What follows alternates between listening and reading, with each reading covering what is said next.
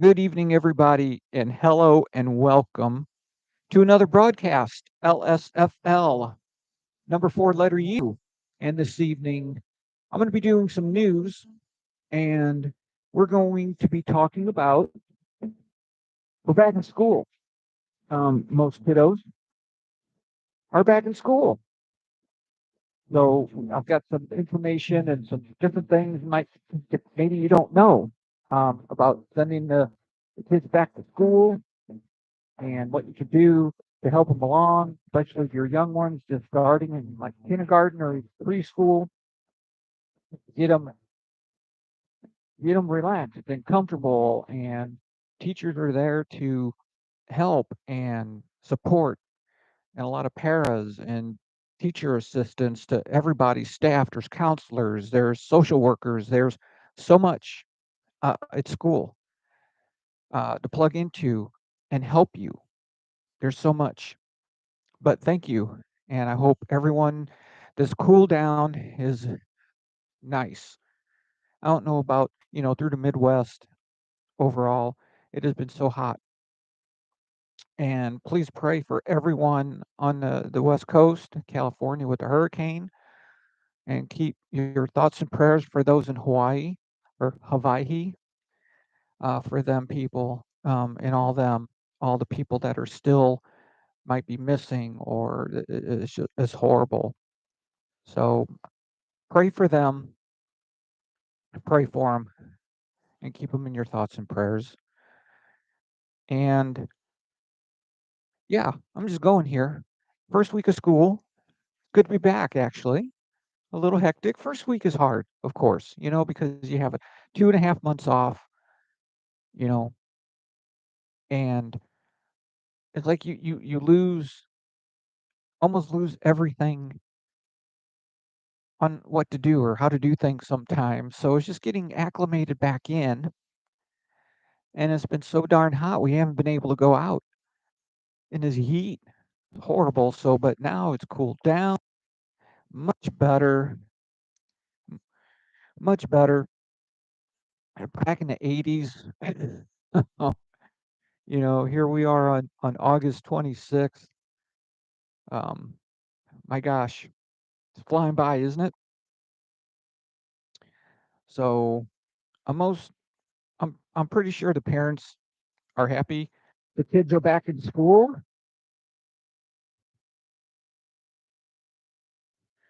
and the teachers and staff.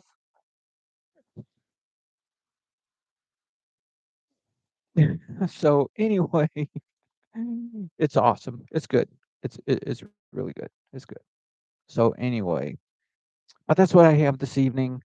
So I've got some news, and we're going to be talking about, different things to go back to school.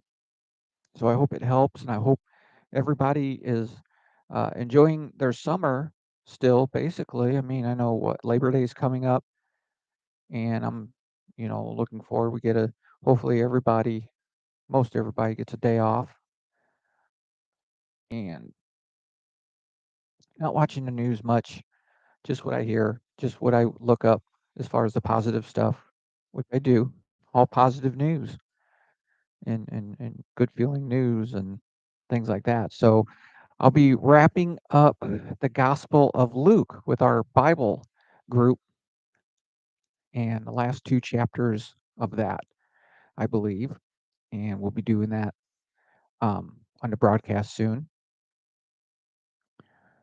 So, yes, a lot's going on. But honestly, as far as anything to do with politics, I don't pay attention to because I know what's happening. Most Americans do. So that's pretty much, I don't know. Those of you who are in politics, which I'm not, anyway, don't pay attention to the negative news. Um, God's in control. So anyway, it's good. It's good to be back and have a nice weekend.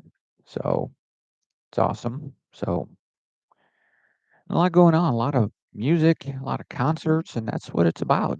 Go out, and if you can, you know, go out, see a show, go look and watch go support your local bands, things like that. Listen to bands and music, and baseball's going. Unfortunately, those of you in St. Louis here, okay, it's a rebuild.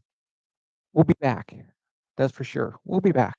We'll be back. So if your baseball team's in there doing awesome, that's awesome.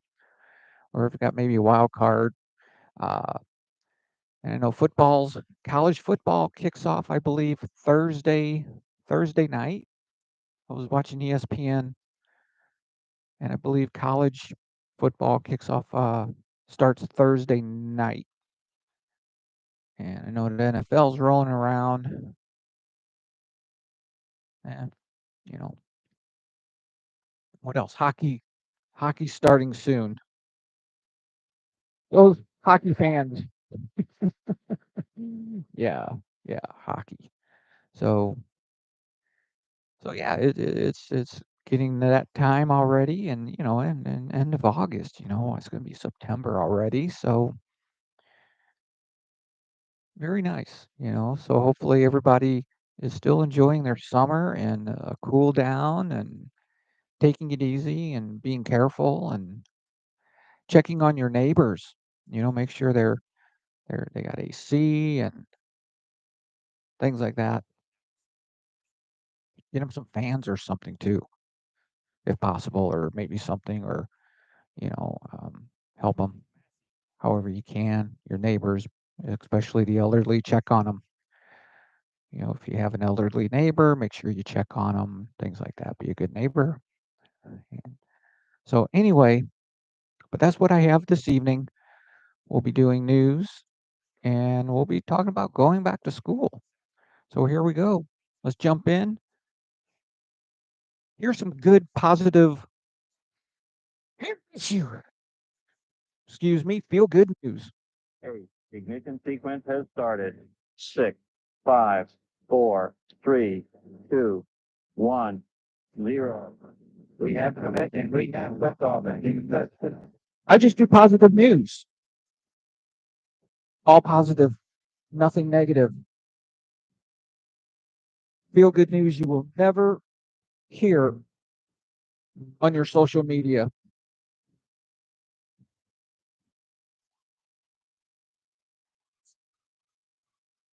Yes, you will never hear positive news really on your local news stations. You won't hear it, unfortunately. Let's report on death, destruction, division, depression, you know? Yeah. So anyway, here we go. So, first story in the news, a police officer mows lawn for an elderly resident amid heat wave. All right, I found this. I was looking through my effects again.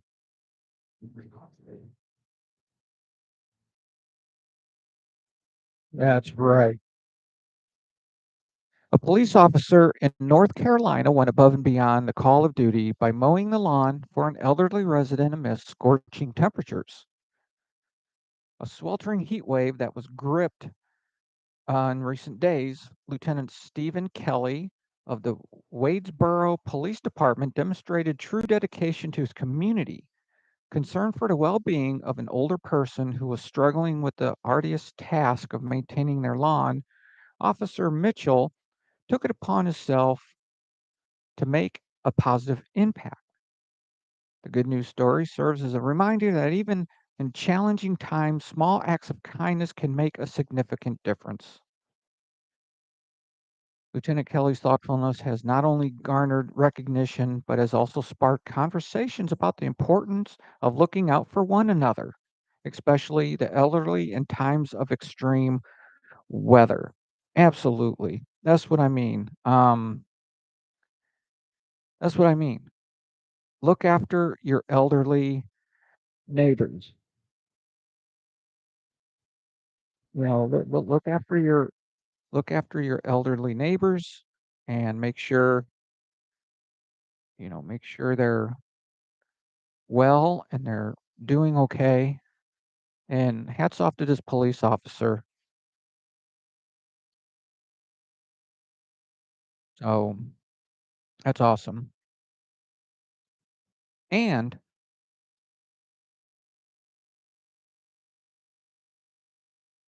scientists discover a new ecosystem below the sea floor. Scientists continue uncovering new layers of life, revealing a vast and intricate tapestry of biodiversity that seems to stretch infinitely. Most recently, a team of scientists has uncovered a previous unknown ecosystem thriving beneath the slabs of volcano crust in the deep, dark East Pacific rise off Central America. Using an underwater robot, a team from Schmidt Ocean Institute overturned chunks of volcanic crust, discovering cave systems teeming with worms, snails, and chemosynthetic bacteria living in 75-degree Fahrenheit water. Hydrothermal vents are like underwater hot springs. They flow through cracks in the Earth's crust. Additionally, scientists found evidence of vent animals, like tube worms, traveling underneath the seafloor through vent fluid to colonize new habitats. This truly remarkable discovery of a new ecosystem hidden beneath another ecosystem provides fresh evidence that life exists in incredible places. Ocean Institute is proud to have provided a platform for Dr. Bright and her team to gather new insights into these systems that may be vulnerable to deep sea mining. That's cool.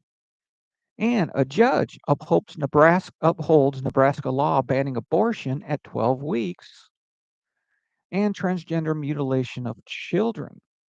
Nebraska can enforce its law against abortions after 12 weeks and protect minors from surgical and chemical mutilation.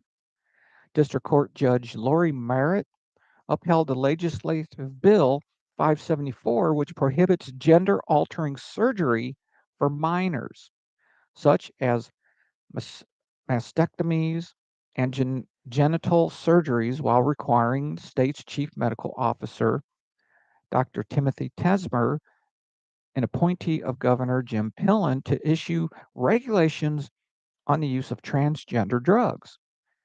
There are some exceptions in the bill, such as allowing the use of unscientific and dangerous drugs by gender confused teens already taking them to continue.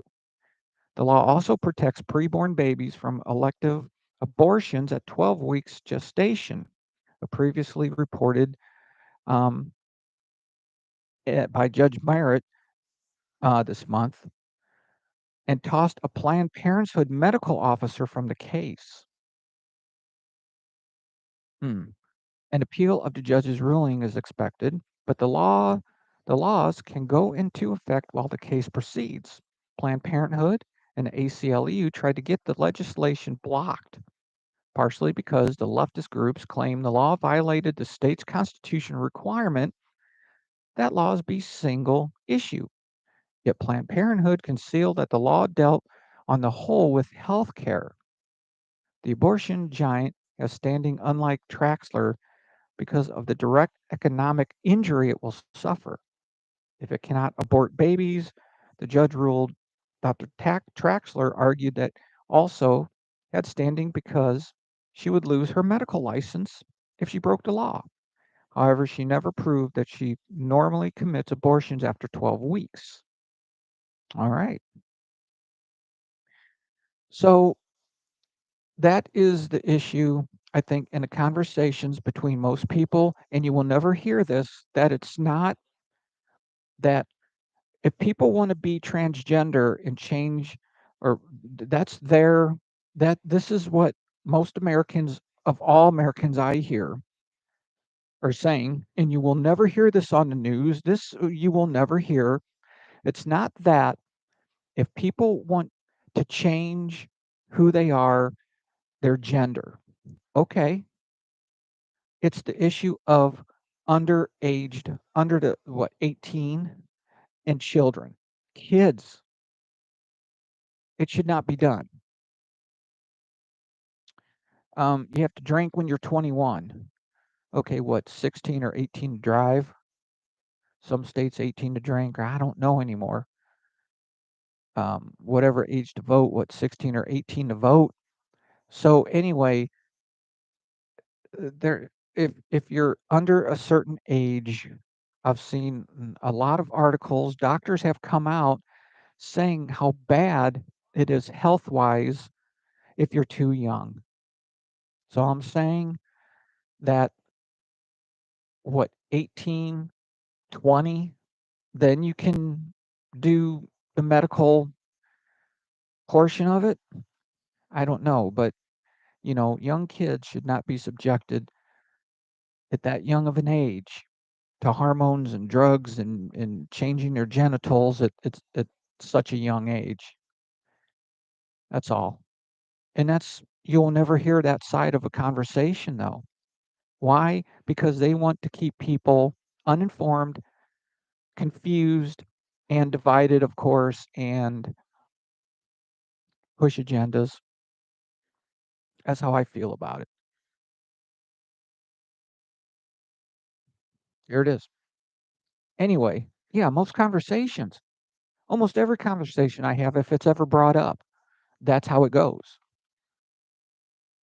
And a new pack of endangered gray wolves are spotted in California. All right. I gotta see if I find my.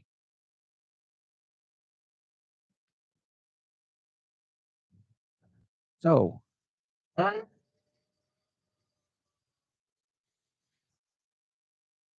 one more time. That's cool. A new pack of gray wolves has arrived in Tulare County, California. The finding has ignited optimism about the resilience of these endangered predators and the potential for their successful recovery in the state. The California Department of Fish and Wildlife received a wolf sighting report from a location in the Sequoia National Forest, at least 200 miles from the nearest known pack in California. The CDFW investigated the report location, found wolf tracks and other signs of wolf presence, and collected samples. All 12 samples that they collected confirmed the gray wolf.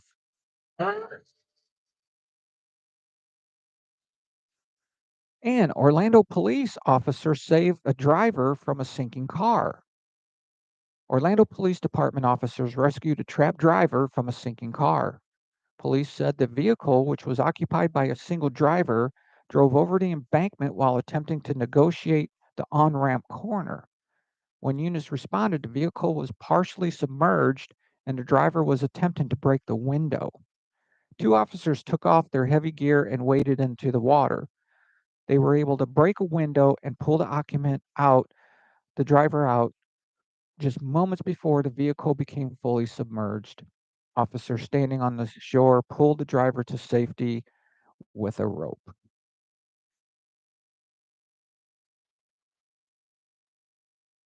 Yeah, very cool. And a foster dog saves a sleeping family from a houseboat fire. A family in Virginia is calling their foster dog a hero for saving them from a fire that destroyed their houseboat. The Portsmouth Humane Society allows people to check out an adoptable dog and take the dog to local events as part of their Paws Around Portsmouth program. Chris Kushna and Sheila Janes checked out a Great Pyrenees named Moose. The family of five took Moose to the market, advertising that the pup needed a home. Kushna said they met a potential owner, but she couldn't adopt Moose that day. So the family brought Moose to their houseboat at the Tidewater Yacht Marina and went to sleep that evening. As the family slept, the boat next to theirs caught fire. Moose woke up the family and alerted them to smoke pouring in from the neighboring boat. The family was able to get out safely, but their home was destroyed and they lost everything. Moose was returned to the shelter and about a week later, he was rescued by a Portsmouth family. Good for Moose. Yeah, good for Moose. Good for Moose. And South Carolina Supreme Court upholds the heartbeat law, 6-week pro-life protections. South Carolina Supreme Court upheld the state's law protecting preborn children from abortion beginning at 6 weeks in a 4-1 decision. Senate Bill 474, the Fetal Heartbeat and Protection from Abortion Act, prohibits abortion once a preborn child's heartbeat can be detected. The heart first begins to beat at about 16 to 21 days post fertilization, but cannot typically be detected by ultrasound until the preborn child is a 6-week embryo. The law includes exceptions for the life or health of the mother, medical emergencies, fatal fetal diagnosis. They may be if the child may be born maybe without a limb, uh, MR, a disability, who knows, or it could, you know, and allows baby to be killed by abortion up to 12 weeks of pregnancy if they were conceived in rape or incest, which is most written in most of your heartbeat laws. As I've been following this and reading the articles and reading up on it, everybody says, well, what if you're raped or incest? But it's in there. That's the exception. There are medical rape and incest exceptions in most of these heartbeat laws. So, and a rare spotless giraffe is born at a Tennessee zoo. One of the world's rarest giraffes was born at Bright Zoo. Giraffe experts believe she is the only solid colored reticulated giraffe living anywhere on the planet. I look that up and check out. Wow. Absolutely incredible. Yeah, check it out, look it up, spotless giraffe, and it's really cool. Never seen anything like it. It's just you know. Now zoo leaders say there are records of another giraffe without spots being born in Japan in the 1970s. Bright Zoo founder Tony Bright said he knew she was different when she was born, of course. They decided to get blood work, and the numbers compared identically to the giraffe that was born 2 weeks prior to that. So yeah, nothing different, nothing happened. It's just happened. It just happens. So very rare, and the giraffe is doing very well, no problems, getting stronger and growing, and no problems. So that's pretty cool. A spotless giraffe. A spotless giraffe. So that's the news that I have. I hope it lifts your spirits, puts you in a good mood, that there are people out there doing wonderful things. God sends angels to us through people and things like that. Oh, absolutely. So anyway, let's see what I can find. Let's see what I can find. I don't have any real effect for school or anything. Oh, here we go.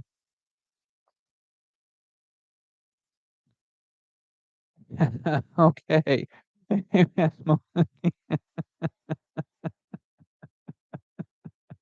So, oh my. Oh, here we go. The school bell. There we go. School's back in session. Most parents, I'm sure you're happy about that one. And yeah, some kids went back last week. Most kids, I believe, started this week. And we still talk about those who know me and my age and that generation. You know what? We didn't go back until like after Labor Day. We didn't go back to school in August. We never went to school in August, ever. It was always that week after Labor Day or the week of Labor Day, like or something like that, or the week after Labor Day, something like that. But we never went to school in August. So it's kind of weird. And I mean, it's just, but it's okay. They've talked about some school districts go all year round. They'll go like 3 months or something and then have like a couple weeks off and just keep that all year round. And it balances out Christmas, spring break, New Year's, things like that. It balances everything out through the whole year. So I don't know.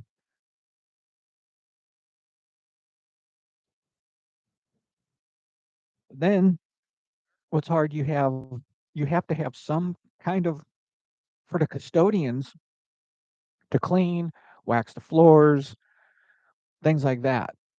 So, you know,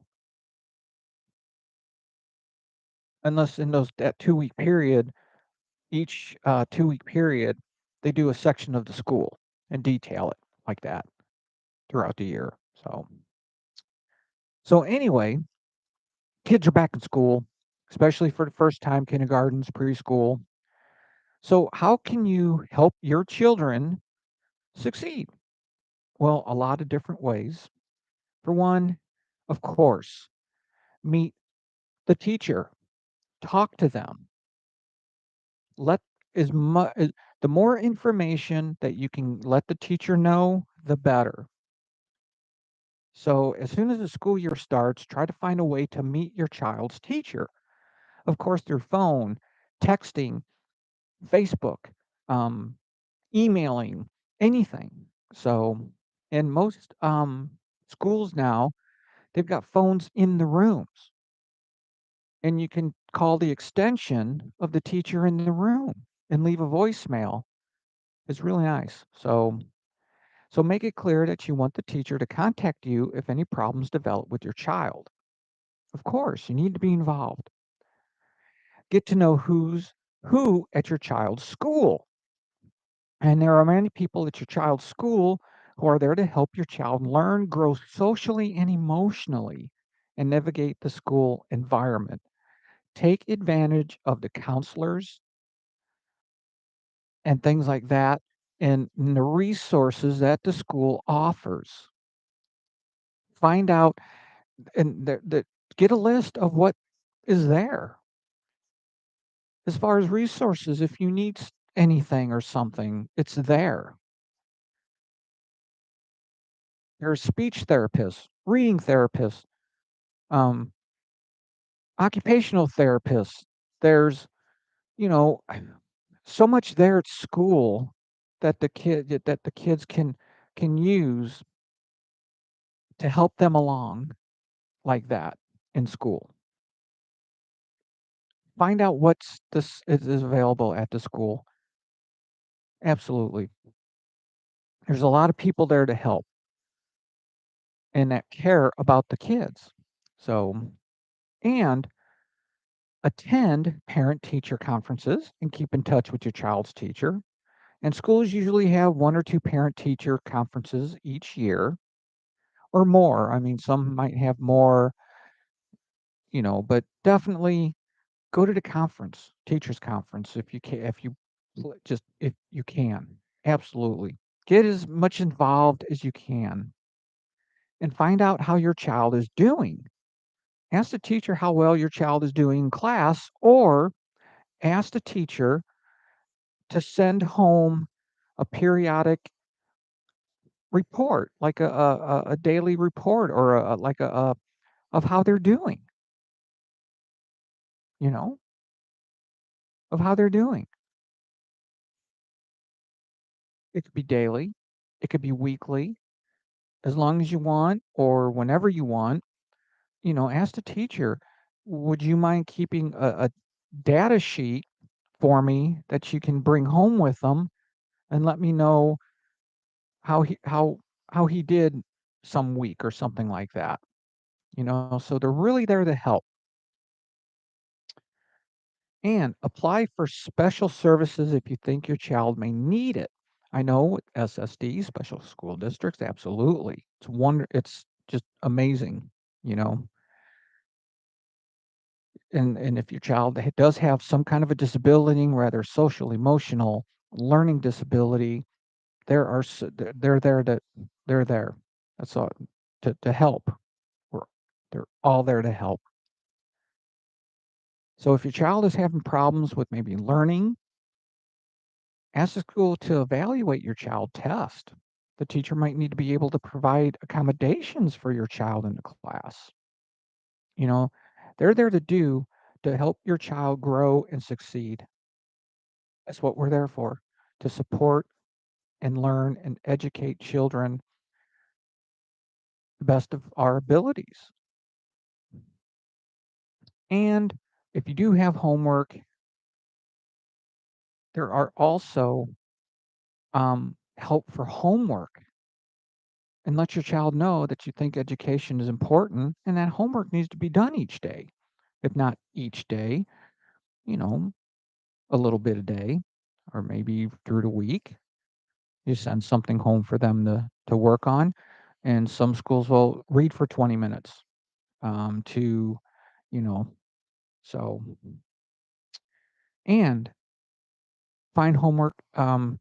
Here we go. Help your child prepare for taking tests.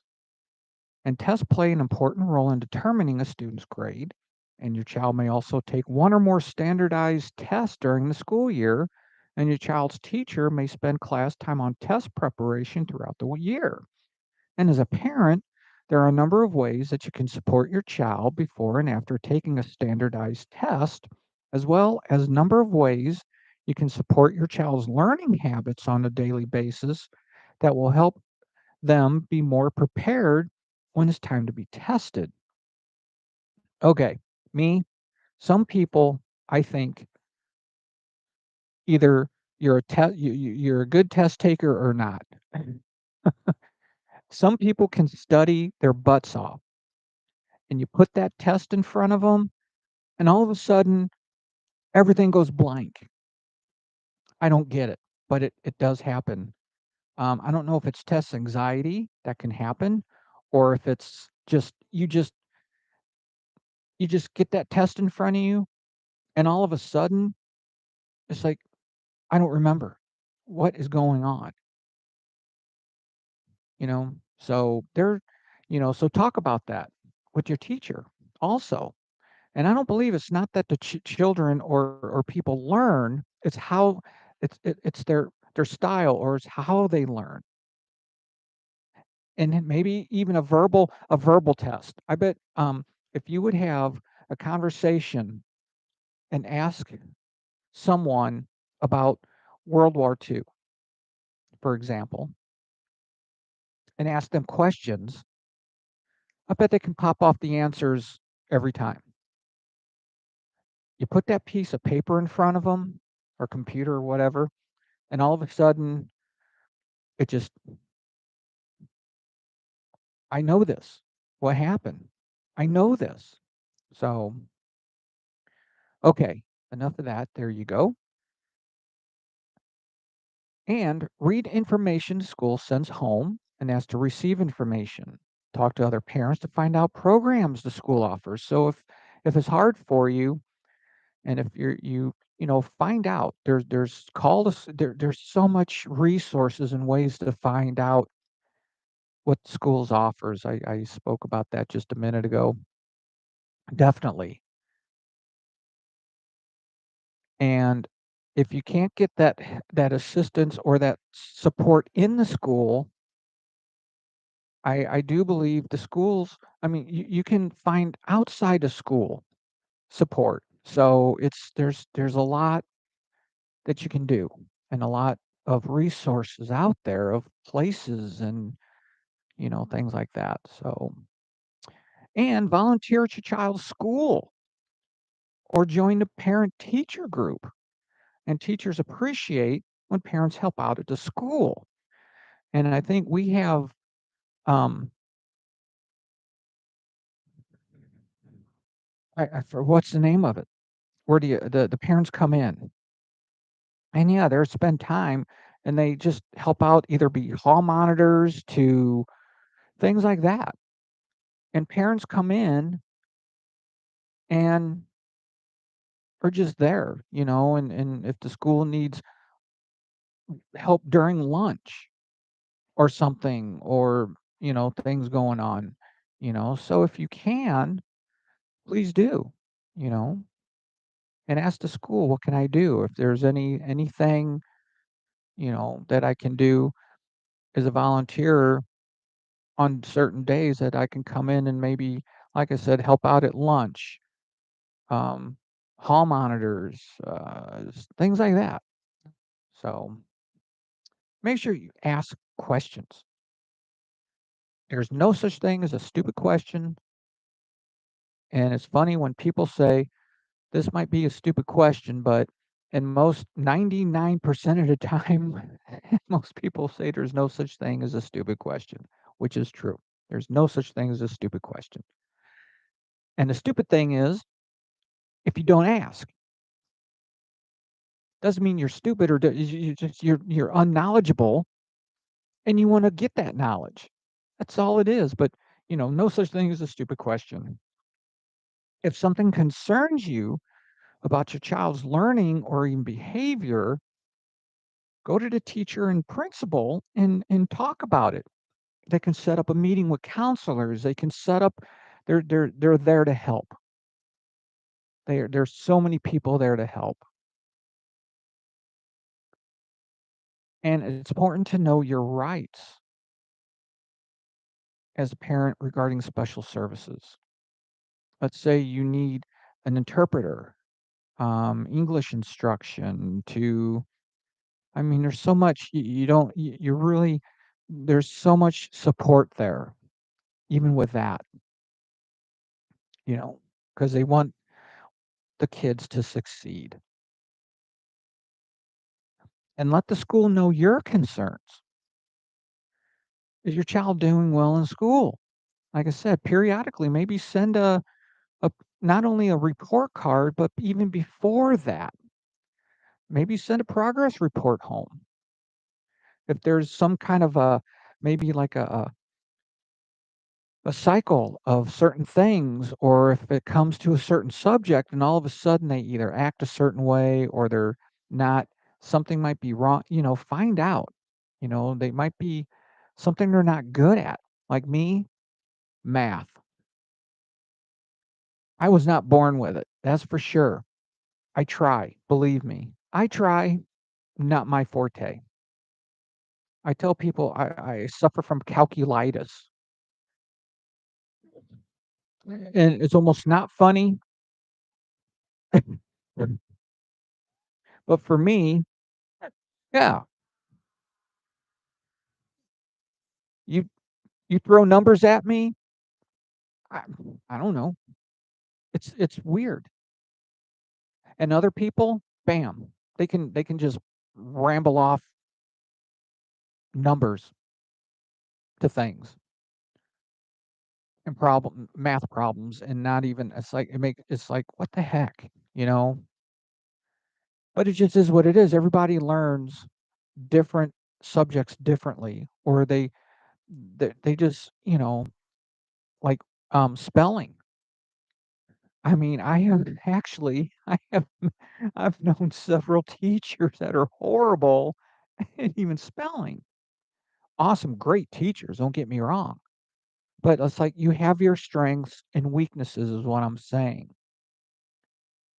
You have a specialty, you have a gift. Let's say either science, history, or biology, math, English, reading, whatever it is, you're good at it, and that's your strength, and you should teach it. That's all. And you just you're better, and you're better at it than something else, but that doesn't mean really you still can't teach it, or you just, you know, you're just, it's not your specialty. So, absolutely. And demonstrate a positive attitude about school with your children. So, what we say and do in our daily lives can help them to develop positive attitudes towards school and learning and to build confidence in themselves as students. And especially as a kid, with me, like I said, it's always been math. I struggled with math. It was hard for me and still is. But stay positive. Get a tutor. There's math, there's after school tutoring. There's there's so much now with technology online, there's so much available, so much available now to learn and to help. So, yeah. And monitor the kids' television, video game, and internet use. Okay. There was a time in a generation like mine where, my gosh, we brought homework home every day, some kind of homework. So at some point of the evening, we had homework to do. It was time to turn the TV off, usually after dinner. It wasn't back to the TV watching shows if we had homework.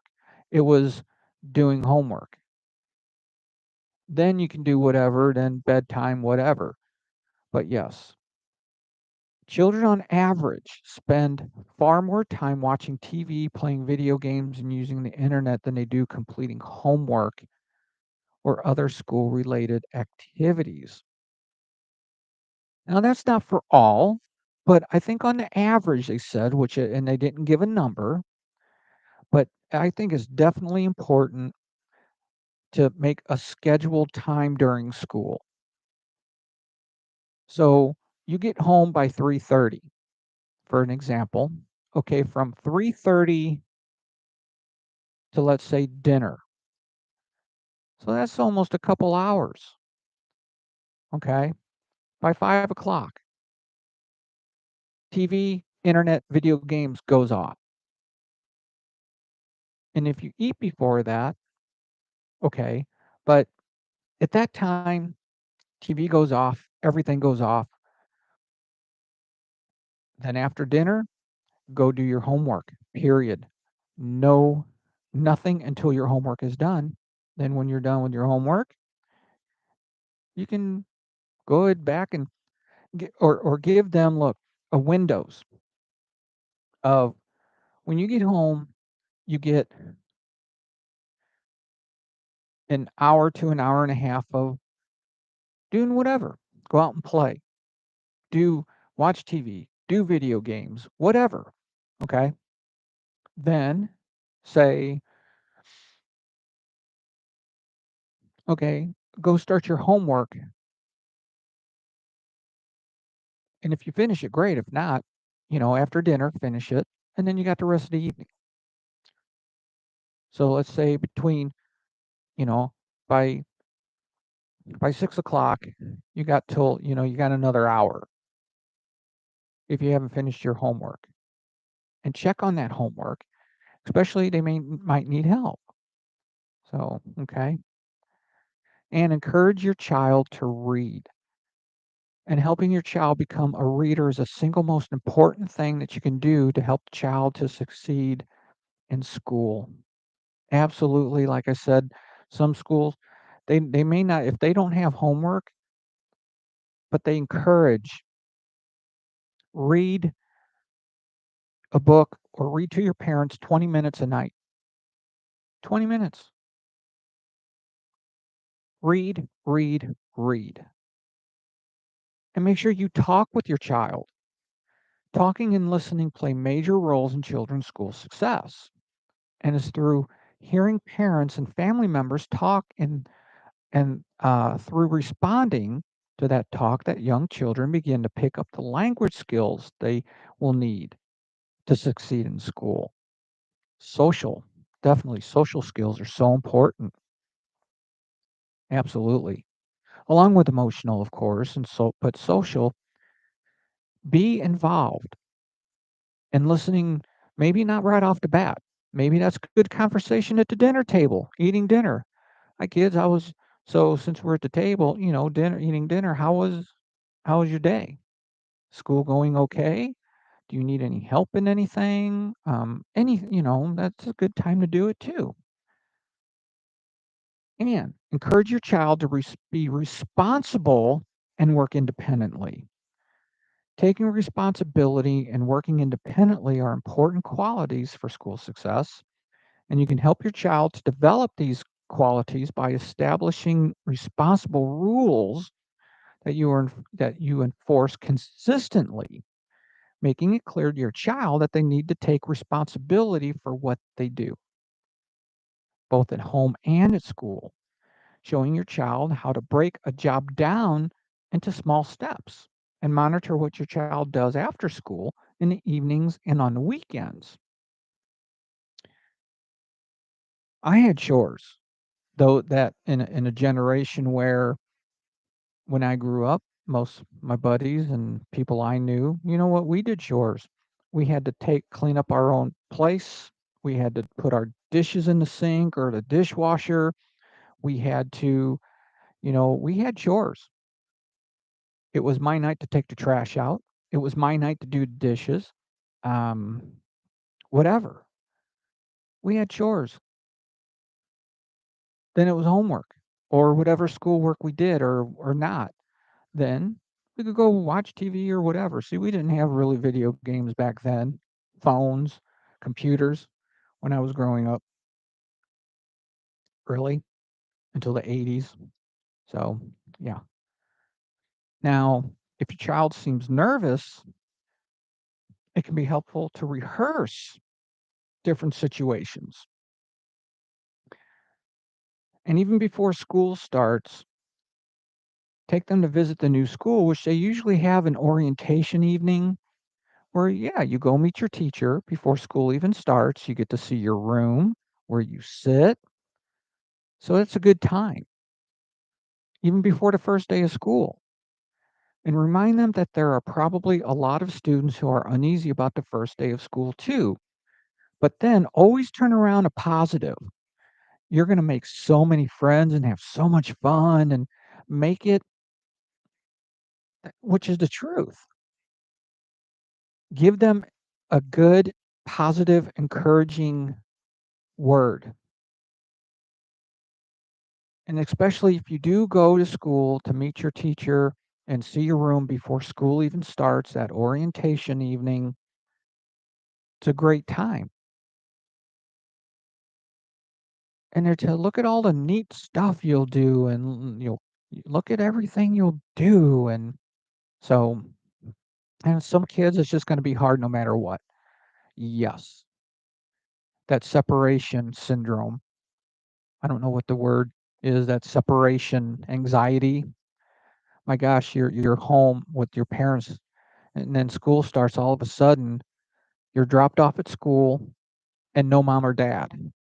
Yeah, it can be pretty a traumatic, of course, but I think they're saying here a lot of that before school even starts. Get them excited. Go get them a cool book bag and get them that is it's okay, to make sure everything's okay. They're going to have a good time. They're going to meet a lot of friends. They'll do this and that and all kinds of neat stuff. So, because it's true.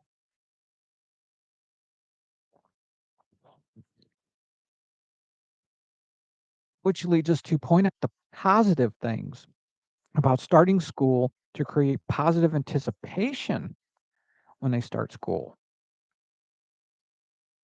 And if it's a new school for your child, attend any available orientations to take an opportunity to tour the school before even the first day. And bring the child to school a few days prior to class to play on the playground, to even where their school is. Show them, show them the playground, show them the field, show them, where they may be walking in and out of school and where you'll pick them up and where they get on the bus and things like that. you know, things like that. So going to school, especially bus, safety, safety, safety. So always board and exit the bus at locations that provide safe access to the bus or to the school building, which is always. And remind your child to wait for the bus to stop before approaching it from the curb. Just the little things. Make sure your child walks where they can see the bus driver. Same thing like your side view mirror. If you can't see the car behind you from your rear view mirror, you know, if you can't see the car behind you from your side view mirror, you know, you can't see. So, I don't know. And remind your student to look both ways with traffic, crossing the street, things like that. Just your basic safety, um, crossing the street to, just like that. It's still the rules apply. And if the school bus has, seat belts, shoulder harnesses, things like that, use them at all times. Never, ever, never just get up out of your seat while the bus is moving. Stay seated all times. Stay seated at all times. And even if you have to practice um, at home, like just make it a game, make it something like that, where um, this is pulling on me. Sorry, I have to readjust. Um, make it a point, like almost like a game, or that you pretend you're riding on the bus at home, and maybe mom or dad's the bus driver, and stuff like that. I mean, use your imagination, and if that needs be. And check out the school's policy regarding food on the bus, drinks on the bus. Most time, no food or drink on the bus. Save it till you get home. But if some accommodations will be made, if they need it, that's what I mean. So find out all that stuff.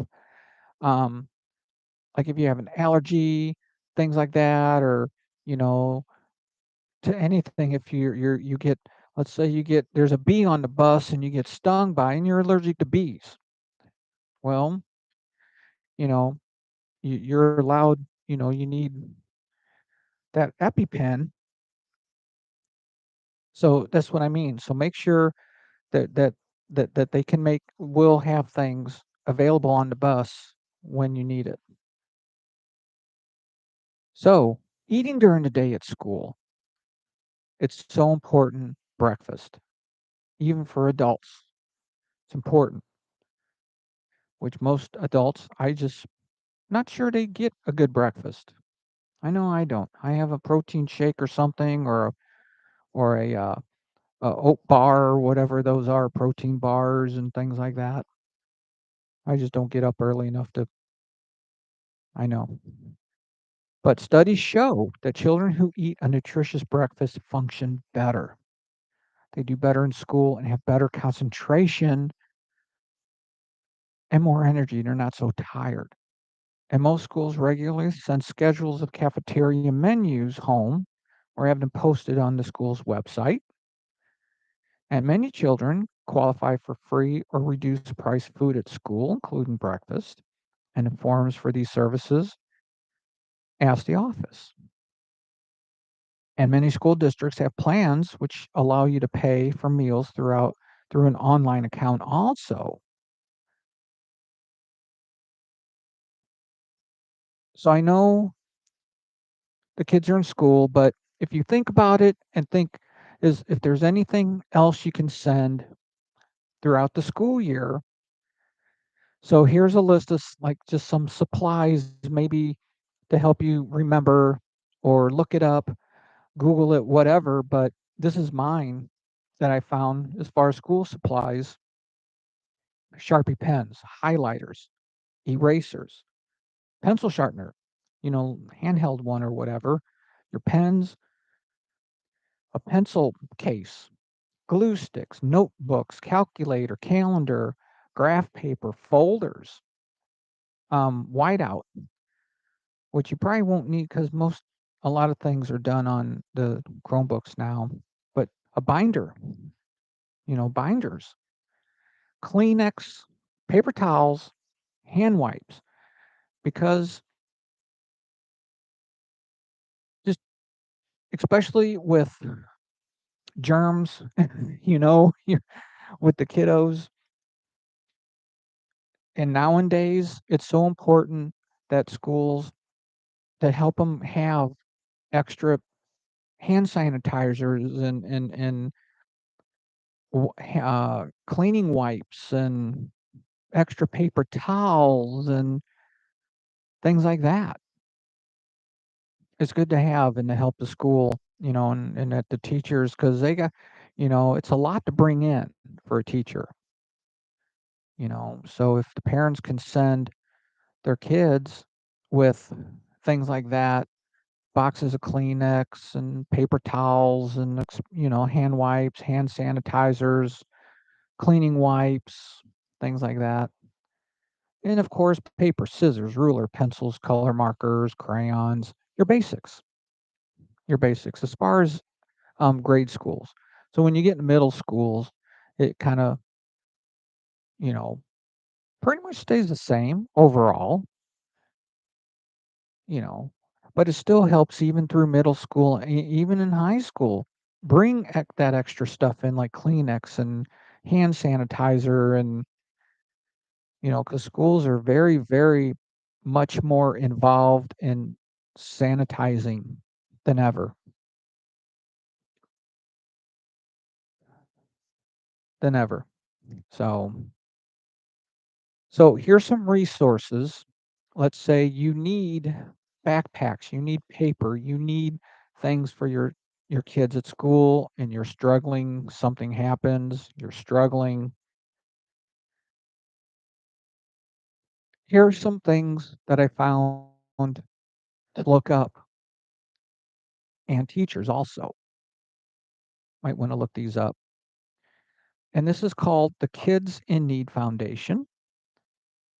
Donors Choose.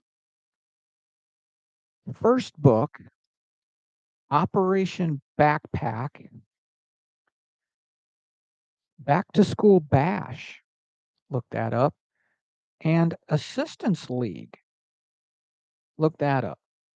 So just a few resources that will help you, you know, get book bags and supplies. And if, like I said, if maybe you might be having a hard time right now or something. So there's places to go for help. Don't hesitate and don't think it's not a good thing or it's not a bad thing. Believe me, to reach out and look up resources to get help. Absolutely. And even the schools take donations. I don't know how. See, I don't know. I think we have the Little Bit Foundation or Little Bit I know of, and so and they have, you know, if coats are donated and book bags are donated and things like that through donation through the school. So find out too, ask questions and find things out like that too.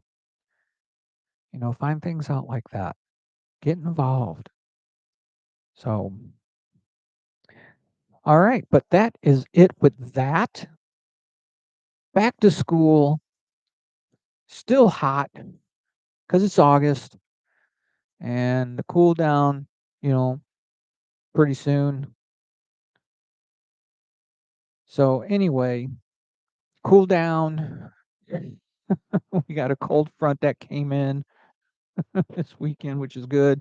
Had quite a rain earlier today and thunderstorms, which, you know, it kind of hopefully cooled things out down a bit.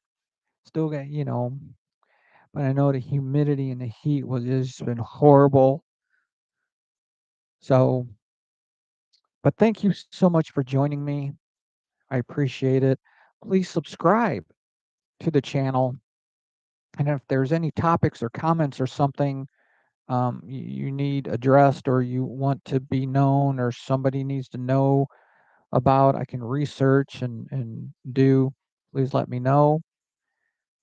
And it's thank you for your support and all those who have subscribed. And it's been nice. Enjoy doing this, and I'll continue to do it, of course, until I can't no more or something. So, still working on things to do, having merchandise. It's in the works. We'll be finishing up the Gospel of Luke with our Bible group. And that's just a little background. It's more of a social and cultural of who's who and where's where and kind of what's happening during our Lord's mm, uh, years here. Um, what was the difference between the Sadducees and the Pharisees, and what was a synagogue? Where, just things like that. A little background to better understand as you're going through the Word and studying and hearing the Word. Because a lot of times I just don't know we really have like what's actually going on. So that's what I try to do is history wise, and things like that. And who are the different groups? There's zealots and there were different groups, political, religious. There's a lot going on that we really never learned about behind the scenes and behind what was really going on. And we talked about even when Jesus raised, was it the girl that died? There were mourners there. Well, it never said who they were or who, but that's what they did. They were like professional mourners, and that's what they would do. I never knew that. So it could have been relatives and friends, yeah, but it was just people who there to make a scene, to cry, to do all this, and that's what they did. It's in Okay, so just kind of stuff like that, so better understand what was going on during our Lord and Savior's life here and things like that. So it's a very hopefully a informative and educational Bible group to learn to better understand the word and what God is done for us and doing for us. And so anyway, thank you so much for joining me again. It's wonderful to be here. It's certainly a thrill. You're such a lovely audience. I was watching a Paul McCartney concert on YouTube. I think he was in, oh my gosh, where was he? In Mexico? Something like that. That just popped in my head. But that's it. So thank you so much. Like I said, it's wonderful. Appreciate it.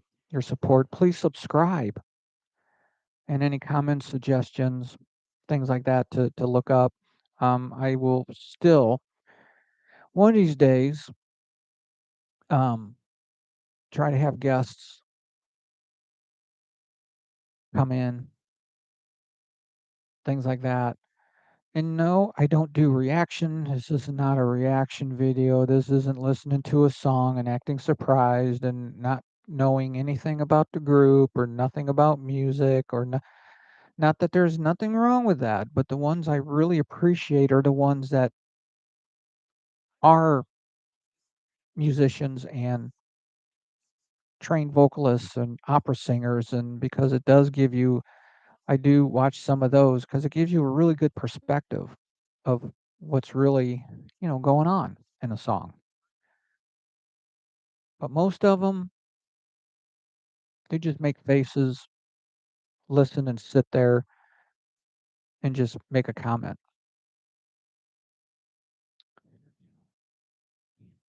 No, but more power to them. That's awesome. That's great, but very seldom they know. Do your research on a group before you do a reaction video, maybe. Because some of these kids, younger kids, they don't even realize how old these bands are and how long they've been around or anything. Or or this one was they were listening to Immigrant Song, Led Zeppelin, and it was used in the movie Thor and Shrek. Well, one thought it was for the movie. They didn't know it was Led Zeppelin back in 1971 or whatever, 70 whatever. They had no idea it was that old or where the song was from or came from.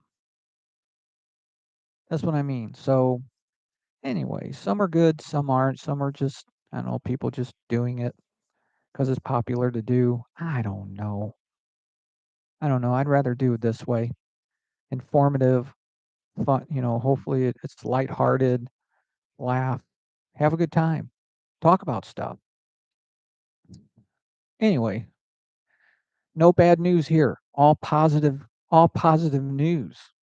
What I do, look up positive news, people doing good things,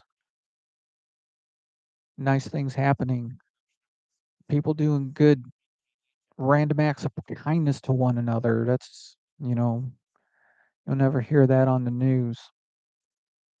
So, anyway, enough of me gabbing on and ranting and raving. But please enjoy your weekend. I will be back very soon. We will finish up the Gospel of Luke and move on to another Bible topic and the discussion, which I'm not sure yet what we'll do. So I hope you're doing well, checking on your neighbors and taking care of one another. Plug into a church. Plug into a church. Read the word. Get into the Bible. Read the word and learn. Don't wait. So anyway, thank you very much. And hopefully all of you, thank God for each and every one of you. And take care of yourselves. And I will see you very soon. Have a good night and God bless.